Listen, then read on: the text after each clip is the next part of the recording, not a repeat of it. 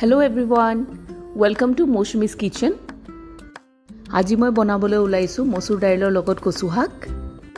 তাৰ কাৰণে মিঠা তেল গৰম কৰি ললো, তাতে দিলো শুকান জলকীয়া দুটা আৰু নহৰু অলপ সৰকে দি দিছো। দুটা ডাঙৰ নহৰু থেতেলিয়াই ললো।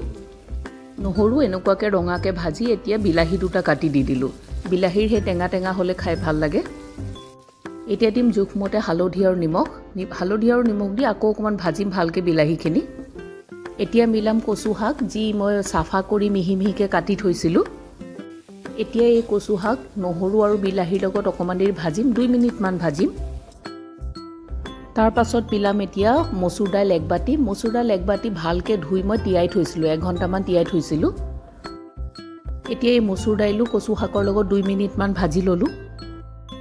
এতিয়া জুখমতে পানী দি প্ৰেছাৰ কুকাৰত 6টা হুইসেল দি ভালকে সিজাই লম। ইয়া মোৰ কচু শাক আৰু মসুৰ দাইলৰ আঞ্জা ৰেডি হৈ গল। ইয়া 6টা মান হুইসেল দি দিয়াৰ কাৰণে খুব ধুনীয়াকে গলি গল।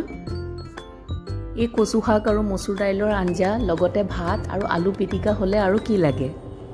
আকৌ এটা নতুন ভিডিঅ লৈ সোনকালে লগ পাম। বাই এভৰিৱান।